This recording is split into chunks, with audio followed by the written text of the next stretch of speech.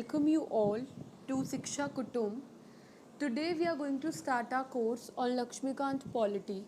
Laxmikant polity हमारे सारे exams जैसे कि UPSC, state PCS etcetera etcetera इन सब के लिए बहुत ज़्यादा हेल्पफुल होता है. लक्ष्मीकांत पॉलिटी का कोर्स वो सब लोग अब से स्टार्ट कर सकते हैं जिन्होंने एनसीईआरटी के साथ अपनी फिनिशिंग कर ली है. जो लोग एनसीईआरटीज़ ख़त्म कर चुके हैं पॉलिटी की, they could start with Lakshmikant course. Now I am Atisha Bhatt. I will be starting with this course. हम लोग इसमें सारे टॉपिक्स पढ़ेंगे, whether it is preamble, fundamental rights, fundamental duties, all the important topics, parliament system, state executive, union executive, etc. etc. We'll be studying everything which is important for your exams. So now let's start with today's lecture. In today's lecture, we'll be dealing with the topic that is salient features of the Indian Constitution. इसके अंदर हम लोग पढ़ेंगे कि क्या features होते हैं Indian constitution के, क्या उसके एक्चुअली में कैरेक्टरिस्टिक्स हैं हमारे इंडियन कॉन्स्टिट्यूशन के जो हमें हेल्प करेंगे in building and understanding of the further topics. So before we start, let's just have a introduction regarding the topic. Regarding the Indian Constitution, the Constitution of India was drafted by the Constituent Assembly. तो Constituent Assembly ने Constitution of India बनाया है, उन्होंने draft किया है. Constituent Assembly ने अपनी first meeting, remember this date, 9th December 1946. This is the date of their first meeting. They reassembled on 14 August 1947 and as the sovereign constituent assembly for the dominion of India. So 15 अगस्त 1947 को we got the independence और इस state को we reassembled as the sovereign constituent assembly for the dominion of India. हमारा country है, हमारे अंदर सबसे ज़्यादा सुप्रीम अथॉरिटी, सुप्रीम पावर सबसे ज़्यादा हमारे यहाँ पे कॉन्स्टिट्यूशन ऑफ इंडिया के पास है. कॉन्स्टिट्यूशन ऑफ इंडिया से ही हम लोग सोर्स डिराइव करते हैं. कॉन्स्टिट्यूशन ऑफ इंडिया से ही हम कोई भी लॉ होती है उससे ही आती है. जुडिशरी को अगर कोई भी किसी भी तरीके का कोई केस है और उसको उसके लिए डायरेक्शंस चाहिए तो वो कॉन्स्टिट्यूशन ऑफ इंडिया को ही बेसिकली फॉलो करते हैं. There is a thing called Grand norm.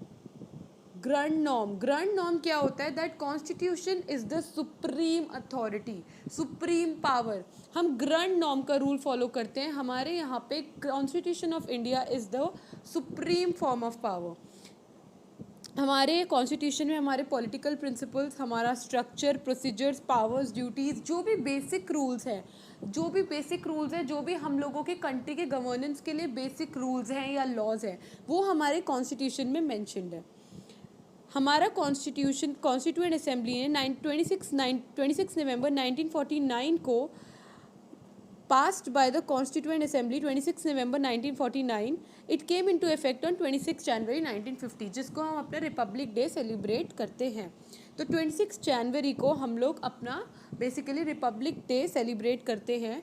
अगर हम जब प्रियम्बल का चैप्टर पढ़ेंगे तो प्रियम्बल के चैप्टर में we look on two things that preamble was being adopted and enacted on 26 November 1949.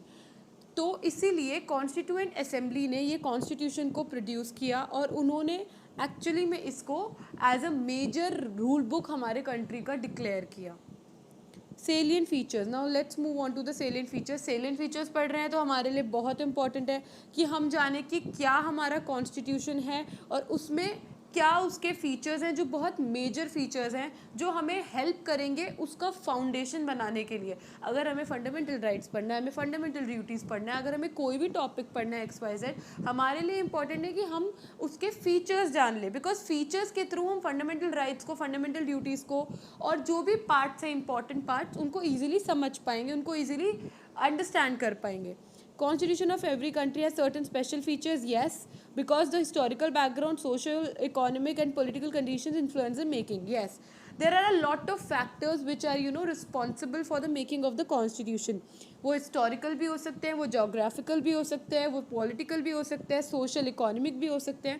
तो ये सारे factors जो हैं कहीं ना कहीं constitution making में contribute करते हैं. Now, the first feature is the written constitution. Our constitution is the written constitution. अब ये बहुत बारी क्वेश्चन आता है हमारे दिमाग में, रिटन कॉन्स्टिट्यूशन तो इसका मतलब कंट्री के वर्ल्ड के अंदर बहुत सारे अनरिटन कॉन्स्टिट्यूशन भी होते होंगे। तो अगर हम बात करते हैं रिटन कॉन्स्टिट्यूशन की और अनरिटन कॉन्स्टिट्यूशन की, तो अब वर्ड के हिसाब से तो हमें यही समझ आता है कि रिटन होगा जो लिखा हुआ होगा, अनरिटन होगा जो नहीं लिखा हुआ होगा। बट जो रिटन कॉन्स्टिट्यूशन है और अनरिटन कॉन्स्टिट्यूशन है, इनका एक्चुअल मतलब ये नहीं है। अनरिटन कॉन्स्टिट्यूशन भी लिखा हुआ होता है और रिटन कॉन्स्टिट्यूशन भी लिखा हुआ होता है। रिटन कॉन्स्टिट्यूशन जैसे कि यूएसए का कॉन्स्टिट्यूशन, एक्चुअली रिटन कॉन्स्टिट्यूशन होता है एक रिजिड कॉन्स्टिट्यूशन जिसको इजीली अमेंड ना कर सके, जो एक कन्फाइंड मैनर में होता है। अनरिटन कॉन्स्टिट्यूशन जैसे कि यूके का कॉन्स्टिट्यूशन जो एक्चुअली में फ्लेक्सिबल है, वहाँ के अमेंडमेंट्स, वहाँ के कॉन्स्टिट्यूशनल अमेंडमेंट्स भी इतने ईजीली किए जा सकते हैं कि हम लोगों को वहाँ पे एक्चुअली में कोई और स्पेशल पावर लगाने की ज़रूरत नहीं है फॉर द अमेंडमेंट्स। तो written constitution and unwritten constitution में डिफरेंस है, बहुत सिंपल, एक बहुत रिजिड है और एक बहुत फ्लेक्सिबल है। So we have the concept of written constitution. The written constitution is the one which you can get in the form of a book and can be read. Yes, एक document की तरह होता है, एक book की तरह होता है। अनरिटन कॉन्स्टिट्यूशन एक कंपाइल्ड डॉक्यूमेंट नहीं होता। तो ये सेकंड मेजर डिफरेंस है। There are 395 articles, 12 schedules. It has been divided into 22 parts. ये अब क्या है कि हम लोगों का जो कॉन्स्टिट्यूशन है इन इट्स करेंट फॉर्म, हमारे पास प्रियम्बल है, हमारे पास पार्ट्स हैं, हमारे पास आर्टिकल्स हैं, हमारे पास स्केड्यूल्स हैं, हमारे पास अपेंडेंसेस हैं, हमारे पास अमेंडमेंट्स हैं। We have a preamble, 22 parts. We have right now 448 articles, 12 schedules. We have 5 appendices and 108 amendments. So what do we get from it? हमें ये समझ आता है कि कितनी बड़ी वो बुक होगी जिसमें कॉन्स्टिट्यूशन लिखा हुआ है, क्योंकि इतना सब कुछ कोई एक सिंगल पेपर पे तो या कोई 2-3 पेजेस पे तो लिख नहीं सकता है। सो ये हमारे लिए बहुत इंपॉर्टेंट है जानने के लिए कि रिटन कॉन्स्टिट्यूशन यहीं से पता चलता है कि एक बल्क डॉक्यूमेंट होती है, एक कंपाइल्ड डॉक्यूमेंट होती है और बहुत रिजिड होती है। आप इतने सारे मैटर को ईजिली अमेंड नहीं कर सकते। वैसे भी हम लोगों ने ऐसी चीज़ें अडॉप्ट ही नहीं करी हैं कि हमने ऐसा मेथड ही नहीं लिया है कि हम लोग किसी चीज़ को ईजिली अमेंड कर सके। हमारे पास रिजिड भी है, हमारे पास फ्लेक्सिबिलिटी भी है, हमारे पास सबका कॉम्बिनेशन है जो हम आगे पढ़ेंगे। रिटन कॉन्स्टिट्यूशन, दूसरी चीज़ आती है एक longest written constitution. Longest written constitution मतलब कि वो बहुत बड़ी बुक है, उसमें इतना सारा मैटर है। हमारे लिए ये इम्पॉर्टेंट है जानना कि वो लॉन्गेस्ट क्यों है, क्योंकि हमारे जोग्राफिकल फैक्टर्स इसके लिए इन्फ्लुएंस करते हैं। कैसे? हमारी कंट्री में इतनी डाइवर्सिटी है, हमारी कंट्री जो है उसमें यूनियन, स्टेट, उसके पावर्स अलग अलग मेंशन्ड है, तो कहीं ना कहीं वो बल्क में होना है, वो लॉन्गेस्ट होना ही होना है। That is why the first feature is longest written constitution. It will be very helpful for your prelims and mains, both, that whenever you are writing the features you write it like this, that it is the longest written constitution, and in this you can explain what is a written constitution, what is an unwritten constitution. You can give the examples, that is USA and UK, and you can also give the overview of the Indian constitution. आप इसमें अपना हमारा overview भी दे सकते हैं कि हमारा constitution written है, हमारा कॉन्स्टिट्यूशन लॉन्गेस्ट है, हमारे कॉन्स्टिट्यूशन में इतने पार्ट्स हैं, इतने आर्टिकल्स हैं, इतने स्केड्यूल्स हैं, इतने अपेंडिसेस हैं, इतने 108 अमेंडमेंट्स हैं। So we understand by this कि रिटन कॉन्स्टिट्यूशन क्या होता है। Next feature is constitution drawn from various sources. हाँ, हमने अपने कॉन्स्टिट्यूशन को बहुत सारे सोर्सेज से लिया है। हमारा कॉन्स्टिट्यूशन कोई एक सिंगल सोर्स से नहीं लिया है। अब लोग बोलेंगे अगर सोर्सेज से लिया है तो वो कॉपी पेस्ट कहलाएगा। नहीं, वो कॉपी पेस्ट नहीं है। एक वर्ड होता है रैनसैकिंग। रैनसैकिंग ये वर्ड है जो अंबेडकर जी ने भी बोला है, और उन्होंने बोला है कि हम लोगों ने कॉपी पेस्ट नहीं किया। जस्ट बिकॉज हमें कोई चीज़ अच्छी लगी या किसी की आदत कोई अच्छी लगी, इसका मतलब ये नहीं है कि हम उसको कॉपी पेस्ट करेंगे। हम उसकी आदत को अपने अंदर अडॉप्ट कर रहे हैं, या हम उसकी कोई XYZ जो भी चीज़ है उसको अपने अंदर अडॉप्ट कर रहे हैं। तो हम कहीं ना कहीं उसको रैनसैक कर रहे हैं, हम कोई कॉपी पेस्ट नहीं कर रहे हैं। अगर कोई अच्छी चीज़ है उसको बोरो करने में कोई भी प्रॉब्लम नहीं है। तो हम इस क्रिटिसिज्म को, ये क्रिटिसिज्म बहुत बार आता है कि हम लोगों ने कॉपी पेस्ट किया है। नहीं, हमने कॉपी पेस्ट नहीं किया है। It's just we have drawn it from various sources. हमारे यहाँ पे parliamentary government and rule of law British constitution से लिया गया है। Fundamental rights and special position constitution of USA से लिया गया है। डीपीएसपी इरिश कॉन्स्टिट्यूशन से लिया गया है। तो हम देखते हैं कि किस तरीके से हमने काफ़ी चीज़ें बोरो की हैं from the other constitution. Federal system Canadian constitution से लिया गया है। हमने method of the amendment of the constitution and method of the election of members of Rajya Sabha south Africa से लिया है। इमरजेंसी पावर्स हमने वेमर कॉन्स्टिट्यूशन जर्मनी से लिए हैं। इसके लिए मैं एक अलग से लेक्चर आपको प्रोवाइड कर दूंगी जिसमें हम सिर्फ और सिर्फ हम सोर्सेस पढ़ेंगे कि कॉन्स्टिट्यूशन के सोर्सेस क्या हैं। बट आपको ओवरऑल ये समझना है कि जो भी हमें ठीक लगा हम उन कॉन्स्टिट्यूशन से बोरो किया। दैट इज़ वाई हमारा कॉन्स्टिट्यूशन का ये मेजर फीचर है कि हमने अपना कॉन्स्टिट्यूशन मेजरली बोरो किया है, ना कि हमने अपना कोई ओरिजिनल कॉन्स्टिट्यूशन प्रोड्यूस किया है। ओरिजिनलिटी है क्योंकि ओरिजिनलिटी ऐसे है क्योंकि हमने उसको अपने तरीके से अडॉप्ट किया है, अपने वे ऑफ लिविंग के हिसाब से अडॉप्ट किया है। बट ऐसा नहीं है कि हमने कुछ भी कोई चीज़ कॉपी नहीं करी। हमने काफ़ी चीज़ें बोरो की हैं, उसको हम कॉपी नहीं कहेंगे, उसको हम कहेंगे कि हम लोग वेरियस सोर्सेस से उसको ड्रॉ कर रहे हैं। So we can't say that we have copy pasted it, we will say that we have borrowed it. और मेजर चीज़ है गवर्नमेंट ऑफ इंडिया एक्ट 1935। जब उसका डेरिवेटिव है कॉन्स्टिट्यूशन तो हम ये चीज़ मान सकते हैं कि अगर वो चीज़ मेजर थी जहाँ से हमने ये चीज़ें बोरो की हैं 1935 से एक्ट से हमने वो चीज़ें बोरो की हैं, जो भी उसमें प्रोविजंस थे, तो कहीं ना कहीं we can understand that yes we have drawn this out of government of India act 1935। So we get this point very clearly that हमने काफ़ी चीज़ें वेरियस सोर्सेज से ली हैं और डेरिवेटिव बनाया है। कॉन्स्टिट्यूशन हमारा डेरिवेटिव है उन सोर्सेज से लेके। Now this is the second feature and we are done with it. A lot of question just before I start with the next feature, I want to make you understand that बहुत सारे features जो हैं इसके ऊपर questions आते हैं जिसके लिए मैं एक अलग लेक्चर प्रिपेयर कर दूंगी। Next, sovereign socialist secular democratic republic. For the sake of understanding और learning I have made an acronym of it. आप सबका फर्स्ट लेटर उठा लीजिए, SSDR। You could call it SSDR, you'll remember it very easily with this। ये हमारे preamble में mention है। Sovereign, democratic and Republic, ये तीनों चीज़ें पहले से ही मेंशन है, but socialist and secular we have added by the 42nd constitutional amendment act. हम लोग सॉवरेन हैं, सेक्युलर हैं, डेमोक्रेटिक हैं, रिपब्लिक हैं, सोशलिस्ट हम लोग फॉलो करते हैं socialistic pattern of society. Sovereign क्या होता है बहुत ब्रीफ में समझ लेते हैं। सॉवरेन होता है किसी भी कंट्री का इंडिपेंडेंस। जब हम किसी भी XYZ बाहर की ऑर्गेनाइजेशन के ऊपर डिपेंडेंट नहीं होते या फिर उनके under, like we are not the dominion of that particular organisation और पर्टिकुलर कंट्री। ना ही तो हम उनके ऊपर डिपेंडेंट हैं, ना ही हम उनके डोमिनियन हैं। So that is sovereign state, that we are free to conduct our own affairs, we are free to organise ourselves the way we want. Next is socialist. Socialism is a ideology जो Marxism से आई है, that is socialism, communism. But हम लोग अपने यहाँ पे communism follow नहीं करते हैं, इंडीड सोशलिज्म फॉलो करते हैं। और जो हमारा सोशलिज्म का पैटर्न है वो है डेमोक्रेटिक सोशलिज्म। आप जब प्रियम्बल के वीडियोस देखेंगे तो आपको क्लियर हो जाएगा, अभी I am just explaining it in the brief. तो सोशलिस्ट जो है वो हम लोग वेलफेयर ऑफ द स्टेट करते हैं, like we are working for the welfare of the people, as in we are providing them justice, we are providing them all the things which are to be provided to them as in socialistic pattern के हिसाब से हम socialism कर रहे हैं, society के लिए काम कर रहे हैं। secular state, it's very easy, it is even mentioned in article 25 to 28, right to freedom of religion।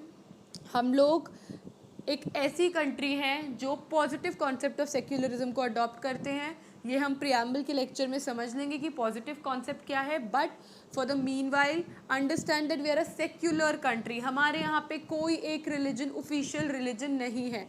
हमारे यहाँ पे सारे रिलीजन्स को सेम स्टेटस दिया जाता है, same equality, same status, same opportunity दी जाती है। हम लोग किसी भी रिलीजन को ऑफिशियल रिलीजन डिक्लेयर नहीं करते हैं और किसी भी रिलीजन के अगेंस्ट डिस्क्रिमिनेशन नहीं करते हैं। So we are a secular country, we are following the socialistic pattern, we are a sovereign state. Next is democratic. yes, ये तो आपको पता ही है कि डेमोक्रेसी कहीं ना कहीं हमारे यहाँ पे बहुत ही मेजर रूट है। Democracy is dependent on free will. हम लोग फ्रीडम, फ्री विल, इन सब चीज़ों के लिए बहुत ज़्यादा काम करते हैं।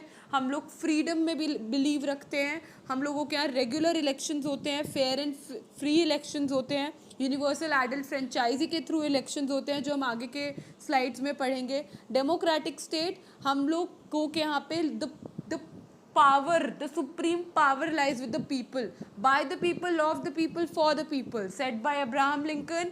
That is very true in our case. हमारे यहाँ पे सिर्फ लोग ही हैं जिनसे हम सोर्स डिराइव करते हैं, जो हमारी सोर्स हैं. So we are following the democracy where the people, where the will of the people is the supreme of all.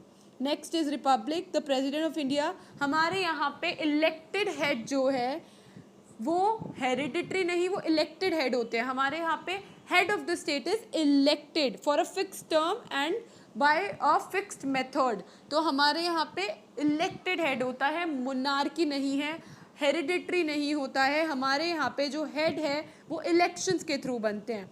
So what we get from this, sovereign state है, socialistic pattern of society को follow करते हैं, secularism हमारे यहाँ पे है, we are a democracy and we are also Republic.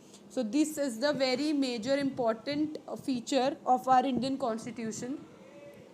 Next feature is fundamental rights. Yes, it is very important. हमारे यहाँ पे fundamental rights mentioned है from Article 12 to 35 in Part 3 of the Constitution. We have been provided these 6 fundamental rights are right to equality, right to freedom, right against exploitation, right to religious freedom, culture and educational rights, right to constitutional remedies. We are being provided a set of rights which are basically providing people with all the essentialities, चाहे वो justice हो, liberty हो, equality हो, fraternity हो. हम इनके through एक इंसान का inherent rights जो उसके पास हैं वो उसको प्रोवाइड करते हैं.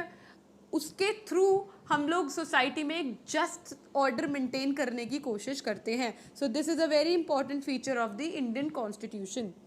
Next is parliamentary form of government. We are a democracy, I have told you. Democracy को रिप्रेजेंटेटिव डेमोक्रेसी भी बोलते हैं. क्यों बोलते हैं? क्योंकि हम लोग अपने यहाँ पे डायरेक्ट रूल नहीं करते हैं, हम लोग अपने रिप्रेजेंटेटिव्स को इलेक्ट करते हैं on our behalf. Ministers, prime ministers जो हमारे पास जाते, हमारे बिहाफ पे जाते हैं और फिर कंट्री के लिए पॉलिसीज बनाते हैं, लॉज बनाते हैं. हम लोग रिप्रेजेंटेटिव डेमोक्रेसी को फॉलो करते हैं, बट हम लोग रिप्रेजेंटेटिव पार्लियामेंट्री डेमोक्रेसी को फॉलो करते हैं. अगर मैं ये कहूँ तो इसमें एक और चीज़ एडिशन हो जाती है, दैट इज़ पार्लियामेंट्री. अब पार्लियामेंट्री क्या है? हम लोगों के यहाँ प्रेसिडेंशियल फॉर्म ऑफ गवर्नमेंट नहीं है, पार्लियामेंट्री फॉर्म ऑफ गवर्नमेंट है. मतलब हमारे यहाँ पे head of the government prime minister है, ना कि प्रेसिडेंट. हमारे यहाँ पे prime minister is the real executive. हमारे यहाँ पे प्राइम मिनिस्टर के पास सारी पावर्स होती हैं. तो कॉन्स्टिट्यूएंट असेंबली ने डिसाइड किया कि parliamentary form of government centre और स्टेट्स के लिए हम लोग अडॉप्ट करेंगे. नॉमिनल और रियल एग्जीक्यूटिव में डिस्टिंक्शन किया गया. Yes, I told you, real executive head कौन है? प्राइम मिनिस्टर हैं, उन्हीं के पास सारे पावर्स हैं, he is the real executive head. But nominal executive is the president who is just a nominal executive and not the real executive. तो इसके बीच distinction बनाया गया. The council of ministers is responsible before the Lok Sabha. हमारे यहाँ पे parliament में 3 organs होते हैं, president plus Lok Sabha plus Rajya Sabha. तो जो काउंसिल ऑफ मिनिस्टर्स हैं वो लोकसभा के लिए रिस्पॉन्सिबल होते हैं, जिसको हम लोअर हाउस भी बोलते हैं यूनियन पार्लियामेंट में. और हमारे यहाँ पे एग्जीक्यूटिव और लेजिस्लेचर के बीच क्लोज रिलेशंस हैं. The executive is basically responsible to the legislature, that is article 75. So what do we get from here? Parliament form हमारे यहाँ पे चलता है. हमारे यहाँ पार्लियामेंट है जिसमें इंक्लूडेड है प्रेसिडेंट, लोकसभा, राज्यसभा. लोकसभा में हर बार गवर्नमेंट बनती है और वहाँ पे आके इलेक्ट होके लोकसभा ऑर्गेनाइज करती हैं. काउंसिल ऑफ मिनिस्टर्स जो है रिस्पॉन्सिबल हैं before the Lok Sabha. Lower house को लोकसभा बोलते हैं. हमारे यहाँ पे डिस्टिंक्शन है, नॉमिनल हेड जो है वो है प्रेसिडेंट एंड रियल हेड है प्राइम मिनिस्टर. हमारे यहाँ पे हमने ये वाला मेथड अडॉप्ट किया है. Tenure of the council of ministers is not fixed. Obviously हमारे यहाँ पे इलेक्शंस होते हैं हर 5 साल में, और हर 5 साल में गवर्नमेंट नहीं आती है। तो this is parliamentary form of government. We are done with the feature of parliamentary form of government. I hope this is clear to you. Next is fundamental duties. Fundamental duties जो है वो basically part 4A हमने इसको add किया है बाद में. पहले 10 ड्यूटीज़ थे, फिर 11 ड्यूटीज़ आए. फंडामेंटल ड्यूटीज़ हमारे लिए एक ऐसे ड्यूटीज़ हैं जो हर एक सिटीज़न को कंट्री के फॉलो करना चाहिए. फंडामेंटल ड्यूटीज़ अनइन्फोर्सेबल हैं, that is they are not justiciable. हम किसी भी कोर्ट ऑफ लॉ में जाके फंडामेंटल ड्यूटी को इन्फोर्स करने के लिए नहीं बोल सकते हैं. These are the fundamental duties. There will be a separate lecture on these fundamental duties. So it is an important concept in our Indian constitution because fundamental duties हमारे constitution को काफ़ी bulky और काफ़ी important बना देती है, because we have mentioned separately the fundamental duties in our constitution. हमने ये नहीं किया कि हमने implicitly लोगों के ऊपर छोड़ दिया कि लोग हैं और लोग जाके फंडामेंटल ड्यूटीज़ को समझ लेंगे खुद से. नहीं, हमने इसको बनाया और हमने कहीं ना कहीं फंडामेंटल ड्यूटीज़ को काफ़ी ज़्यादा तवज्जो दी. Next is fundamental duties we did. Next is rigid as well as flexible constitution. This is also one of the salient features. हमने एक रिजिड कॉन्स्टिट्यूशन बनाया, हमने एक फ्लेक्सिबल कॉन्स्टिट्यूशन भी बनाया. हमने दोनों का कॉम्बिनेशन लिया. इसको कहते हैं blend of rigidity plus flexibility. India का कॉन्स्टिट्यूशन ना ही तो रिजिड है कंप्लीटली, ना ही फ्लेक्सिबल है. जैसे कि यूएसए है, वो उनका कॉन्स्टिट्यूशन बहुत ज़्यादा रिजिड है. वहाँ पे आप कोई भी कॉन्स्टिट्यूशनल अमेंडमेंट इजीली नहीं कर सकते हो. And if we talk about Britain, मैंने जैसे आपको स्टार्टिंग में बताया, वहाँ पे आप इजीली कोई भी अमेंडमेंट कर सकते हो. जैसे ऑर्डिनरी लॉज वहाँ पे बनते हैं, वैसे ही कॉन्स्टिट्यूशनल अमेंडमेंट हो जाते हैं. बट हमारे यहाँ ऐसा नहीं है. हमारे यहाँ रिजिड फ्लेक्सिबल दोनों का ब्लेंड हमने लगाया है और हमने उसको अपने कॉन्स्टिट्यूशन में डाला है.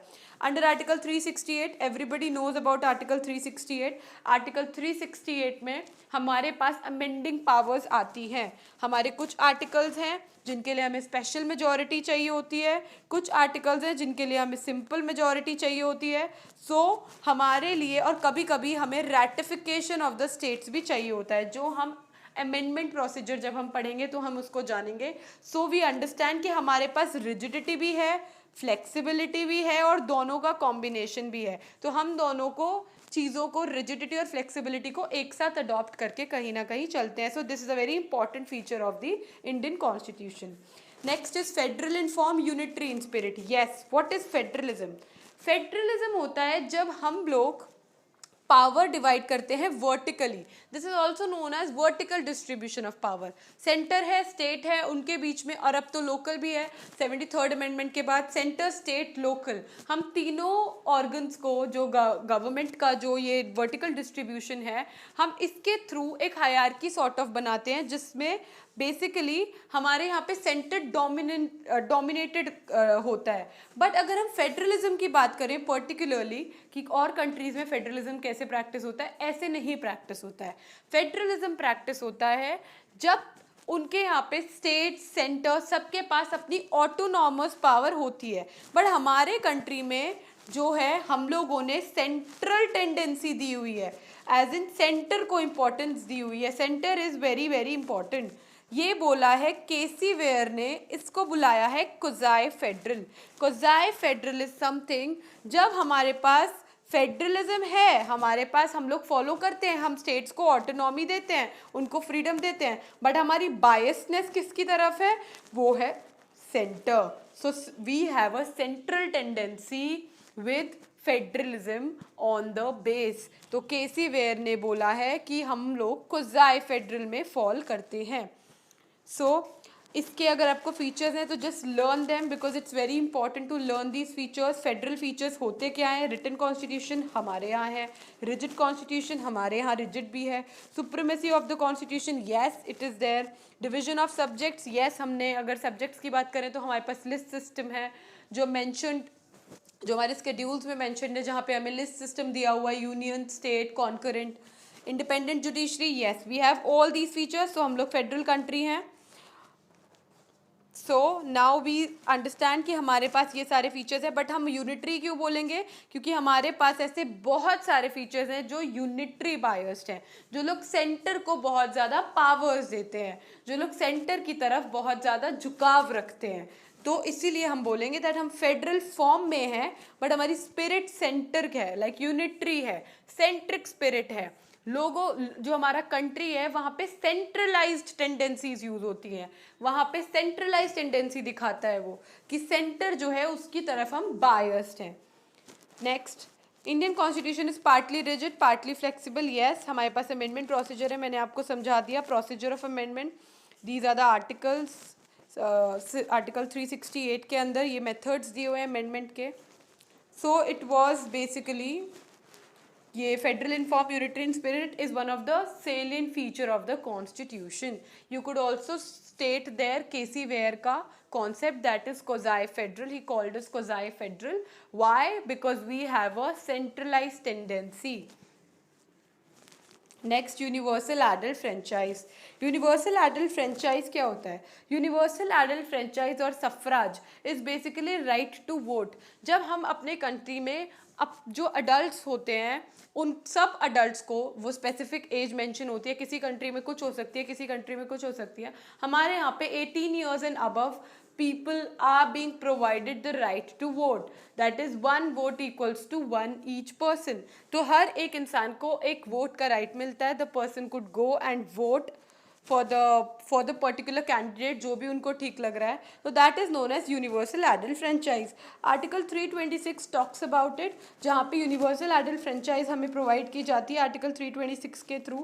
Every citizen including both male and female who is 18 years of age is given the right to vote without making any discrimination. So there couldn't be any discrimination. You can't make any discrimination between people on the basis of certain things like sex, caste, color, religion, etc. So it is a very important feature of the Indian Constitution because it makes our democracy, very very very important. As in हमारी democracy को बहुत free और बहुत fair बना देता है। वो democracy ही क्या, जहाँ पे यूनिवर्सल एडल्ट फ्रेंचाइज जो है वो फॉलो नहीं हो रहा है, जहाँ पे फ्री एंड फेयर इलेक्शंस नहीं हो रहे हैं, जहाँ पे 18 years एंड अबव जो लोग हैं उनको राइट टू वोट नहीं मिल रहा है irrespective of anything. So this is an important feature. Next, secular state. We have studied it before also. हमारे यहाँ पे सेक्युलरिज्म है, वी आर अडॉप्टिंग सेक्युलरिज्म, और हम लोगों के यहाँ पे कोई ऑफिशियल रिलीजन नहीं है. हमारे यहाँ पे सेम स्टेटस दिया जाता है, इक्वालिटी दी जाती है to all the religion. Bicameral legislature, this is important. Bicameral legislature. Bicameral legislature याद रखना यूनियन में होता है, स्टेट में नहीं होता है. Bicameral legislature सिर्फ कुछ ही स्टेट्स में है, बट यूनियन में है, कंपल्सरी है. Bicameral legislature जो है वो बेसिकली क्या होता है, जब हमारे पास 2 हाउसेज होते हैं. आर्टिकल 168 में लिखा है that there shall be legislature which shall consist of governor, legislative council, legislative assembly. Article 169 में लिखा है abolition and creation of legislative council which is known as the upper house of state legislature. तो हम लोग abolition और create कर सकते हैं upper house में. basically upper house को legislative council in the state legis, जहाँ पे states के अंदर हम लोग article 169 के through abolish कर सकते हैं, create कर सकते हैं. There is bicameral legislature in the states of Bihar, Maharashtra, Andhra Pradesh, Karnataka, Uttar Pradesh, Jammu and Kashmir, whereas there are one house in all other states. तो हम इसलिए बोले कि यूनियन में इम्पॉर्टेंटली आपको याद रखना है, यूनियन में है कंपल्सरीली. यूनियन में क्यों? क्योंकि वो पूरी कंट्री, यूनियन का मतलब क्या होता है, पूरी कंट्री जो है हमारे कंट्री में 2 हाउसेज हैं, Lok Sabha, Rajya Sabha. Lok Sabha is known as lower house, Rajya Sabha is known as upper house. Lok Sabha is also known as House of the People. Rajya Sabha is also known as the Council of the States. So we have it compulsorily at the union level but not at the state level, because Article 169 provides for its abolishment and the creation at the state level. So this is an important feature in the maintenance of salient features of the Indian Constitution. Next is limited powers of the Parliament. Yes, Parliament has limited powers. Indian Parliament is non-sovereign. हमारा parliament sovereign नहीं है. There are limitations on the parliament, like there are a certain set of restrictions which are being put on the parliament. वो pass कर सकते हैं वो ही laws जो उनको कॉन्स्टिट्यूशन के थ्रू प्रोवाइड की गई है. लाइक क्योंकि हम बोलते हैं कि कॉन्स्टिट्यूशन हमारा सुप्रीम अथॉरिटी है. अगर कॉन्स्टिट्यूशन हमारा सुप्रीम अथॉरिटी है तो हम अपना सोर्स कॉन्स्टिट्यूशन से डिराइव करते हैं. और अगर हम कॉन्स्टिट्यूशन से अपना सोर्स डिराइव करते हैं तो हम किसी भी हालत में, हमारे पास लिमिटेशंस ही होंगी ना, हम लोग किसी भी हालत में अपने मन मर्जी का नहीं कर सकते. तो इसी तरीके से पार्लियामेंट जो है उनको भी कॉन्स्टिट्यूशन से सोर्स डिराइव होती है और वो भी अपनी मर्जी का नहीं कर सकते. There are a lot of limitations put on them. Bills जो पास होते हैं पार्लियामेंट के, it needs the approval of the president. तो कहीं ना कहीं हेड ऑफ द स्टेट यहाँ पे इंपॉर्टेंट होता है, बिकॉज यहाँ पे अप्रूवल चाहिए होता है प्रेसिडेंट का. The Supreme Court can exercise the powers of judicial review. That is Article 13. It goes back to Article 13. Supreme Court को जुडिशियल रिव्यू की पावर मिली हुई है, जो कि एक बहुत ही अच्छा और बेहतरीन टसल होता है जुडिशरी और पार्लियामेंट के बीच में, और हुआ है आज तक, जो शायद कभी ख़त्म भी ना हो. अब इसीलिए हमने इंडिपेंडेंस ऑफ जुडिशरी प्रोवाइड किया है, बिकॉज अगर हम पार्लियामेंट को सुप्रीम कर देंगे तो parliament will exercise it's power arbitrarily and we will not be able to basically हम लोग इस तरीके से कभी भी एक स्टेट ऐसा नहीं देख पाएंगे जहाँ पे will of the people will be on the top. So इसीलिए जुडिशियल सुप्रीमेसी को हमने independence of judiciary, judicial review, ये सब चीज़ें प्रोवाइड करके कहीं ना कहीं पावर ऑफ द पार्लियामेंट को लिमिटेड कर दिया है. So this is an important feature of the Indian constitution. Next is single integrated judicial system. Pyramid system है, lower courts, high courts and supreme court. Integrated है, single है as in नीचे से ऊपर जा रहा है. Lower courts, high court, supreme court. सबसे ज़्यादा हाईएस्ट सुप्रीम कोर्ट है, उसके पास कंप्लीट पावर्स हैं. It is at the top of judicial administration. Below that there are high courts at the state level and district courts at the district level. All the courts of India are bound to accept the decisions of the Supreme Court. Yes, so that is why we say Supreme Court is the supreme in all the courts, and every court is binding by its decision. So this is an important feature of the Indian Constitution. Next, independent judiciary. Independent judiciary, I talked about it previously. Constitution of India के अंदर एक provision है जहाँ पे हम judiciary को provide करते हैं इंडिपेंडेंस. हाउ, वो हम जुडिशरी के चैप्टर्स में भी देखेंगे, but just to understand it in brief, हम लोग इंडिपेंडेंस प्रोवाइड करते हैं by actually providing them, like freeing them from all the limitations. उनकी सैलरी के बारे में अगर हम बात करें, कॉन्स्टिट्यूशन में मेंशन है उनका टेन्योर और ये सब चीज़ें कहीं ना कहीं उनको सेफगार्ड करती हैं, जिससे कि कोई भी आके उनको आर्बिट्रेरी पावर यूज़ करके उनको लिमिट करने की कोशिश ना कर सकें. Because only independent judiciary can safeguard the rights and liberties of the people, can protect the supremacy of the constitution. एक impartial method has been adopted for the appointment of the judges. Yes, एक method होता है जिसके through judges appoint किए जाते हैं. High qualifications have been fixed for the judges. Judges of the Supreme Court stay in office 65 years of age, High Court 62. So these are the things basically making the judiciary independent. हमारे country में इसी के through judiciary काफ़ी independent feel करती है. Difficult method has been adopted for the removal of जज. Impeachment process उसको बोलते हैं. और there is prohibition of practice after the retirement of the जजेस. तो काफ़ी सेफगार्ड कर रहे हैं हम जुडिशरी को, सो दैट वो कोई बायस डिसीजन ना दे और उसकी पावर को लिमिट ना किया जा सके, उसकी सुप्रीमेसी को लिमिट ना किया जा सके. जुडिशियल रिव्यू देके हमने जुडिशरी को काफ़ी अच्छा इंस्ट्रूमेंट या टूल उनके हाथ में दे दिया है, जिससे कि वो लोग अब अपनी सुप्रीमेसी को काफ़ी अच्छे से एक्सरसाइज कर सकेंगे. So this is an important feature of the Indian Constitution. Next is power of the judicial review, Article 13. The judiciary in India is provided the power of judicial review through the Constitution, which means that all the laws passed by the Parliament. Judicial review का मतलब क्या है कि जितने भी laws Parliament और state legislatures के through pass होंगे, constitutional amendment हो, चाहे ordinances हो, executive orders हो, जो भी हो, जो भी एग्जीक्यूटिव उनको इशू करेगा वो रिव्यू किए जाएंगे by the judiciary, and in case judiciary finds that any one of this against the constitution और violating the constitution, the judiciary has the power to declare it unconstitutional. So this way we understand how important judiciary is for our country, how it is dealing with all the things in the country. Judicial supremacy किस तरीके से हमारी country में prevail कर रही है. Judiciary का independent होना बहुत ज़रूरी है. किस चीज़ के लिए? इस चीज़ के लिए कि हमारे कंट्री में कोई बायस डिसीजन ना आए, किसी को अनड्यू पावर यूज़ करके गलत तरीके से ट्रीट ना किया जाए, because we are following the rule of law. तो अगर हम रूल ऑफ लॉ फॉलो करते हैं तो हम लोग किसी भी इंसान के प्रति कभी भी एक आर्बिट्रेरीनेस नहीं शो कर सकते हैं. So this is power of the judicial review. This is an important feature of the Indian constitution. Next, rule of law, जिसका मैंने अभी जिक्र किया. The rule of law means that the law is supreme over person and everybody is equally responsible before law. Supreme कौन है? Law है. हर कोई equally responsible होगा लॉ के सामने, whether it's a celebrity, whether it's a poor person. अगर किसी इन दोनों ने सेम क्राइम किया है तो दोनों को ही सज़ा मिलेगी और इक्वल सज़ा मिलेगी. Also, the man is punished on the violation of law and no arbitrary punishment can be given to him. तो हम किसी को भी undue punishment नहीं दे सकते हैं just because we have some sort of vengeance towards that person. So rule of law is an important part of the Indian Constitution. Next, single citizenship, it goes back to article 5 to 11. Single citizenship ये हमारी fraternity को भी reflect करता है.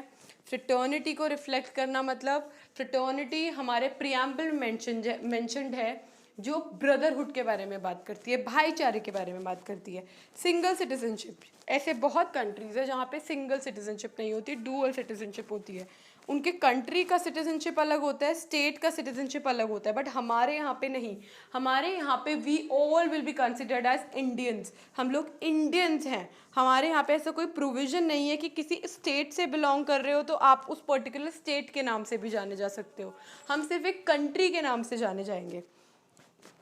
The principle of double citizenship promotes regionalism and provincialism, whereas the principle of single citizenship promotes national unity को provide करता है. तो preamble में it is mentioned fraternity, unity and integrity of the nation fraternity में mentioned है. So हम देखते हैं कि single citizenship कहीं ना कहीं हमारे fraternity की तरफ हमें लेके जा रहा है.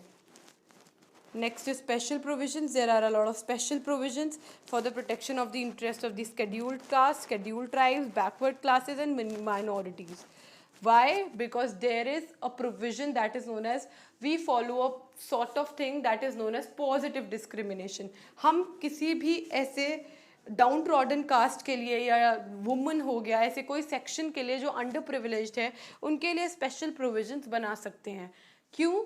क्योंकि हमारे यहाँ पे हम लोग अपलिफ्ट करना चाहते हैं उन लोगों को. अपलिफ्टमेंट बहुत ज़रूरी है. अगर अपलिफ्टमेंट हम करना चाहते हैं तो it is very important for us to give them equality. Everybody is given the right to equality. हम लोग फॉलो करते हैं कॉन्सेप्ट इक्विटी का. इक्विटी मतलब हम लोग कोशिश करते हैं कि हम हर एक इंसान को एक ही तरीके का सपोर्ट दे सकें, so that everybody is treated equally. Everybody is given the same kind of resources, everybody is given the same kind of opportunities. Untouchability has been prohibited, article 17. ये वो special provisions में आते हैं. article 290, 29 and 30 special provision that made for the interest and protection of minorities. हम लोग special provision बना रहे हैं SC, STs, backward classes, minorities के लिए. सबको right to equality दे रहे हैं special provisions के अंडर. Untouchability हमारे यहाँ पे बैंड है, जो कि एक फॉर्म ऑफ डिस्क्रिमिनेशन है. आर्टिकल 29 to 30 हम लोग प्रोटेक्शन दे रहे हैं माइनॉरिटीज़ को to preserve their rights, to preserve their interest. Now national commission for scheduled caste, this is also a feature of Indian constitution. हम लोग SCs के लिए एक नेशनल कमीशन बनाए हैं 68 कॉन्स्टिट्यूशनल अमेंडमेंट के through. It was made in 1990. It provided for the appointment of National Commission for the Scheduled Caste for the protection of their interests. In 2002, the government constituted 2 separate commissions for Scheduled Caste and Scheduled Tribes. तो 2 separate commissions बना दिए गए SCs STs के लिए. तो इस तरीके से हम लोग ensure कर रहे हैं that equity and equality is altogether achieved. Also, we are ensuring that these kind of people, the sections, the underprivileged sections of the society are being provided all the things which are necessary for their upliftment, for their development. Next, constitutional recognition to local self-government institutions. Under 74th Constitutional Amendment passed in April 1993, हमने local self, that is decentralization हम उसको बोलते हैं, हमने local self government institutions बनाए हैं, हमने पंचायती राज, हमने म्यूनिसिपैलिटीज़ फॉर्म किए हैं इन अमेंडमेंट्स के थ्रू, और हमने कहीं ना कहीं एक स्केड्यूल ऐड किया है, पार्ट ऐड किया है. क्यों?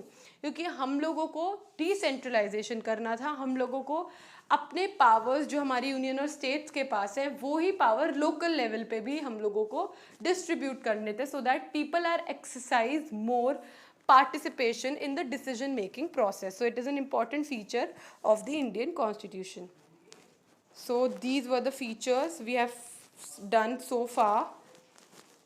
Thank you for this, for understanding and having the patience. If you have any query, you can post it in the comment section. Also, these are the features we have to go through. I'll make separate videos on particular things like fundamental rights, fundamental duties, preamble, etc., etc. So we'll be dealing with a lot of topics in the coming future. Until then, God bless you. Take care. Goodbye.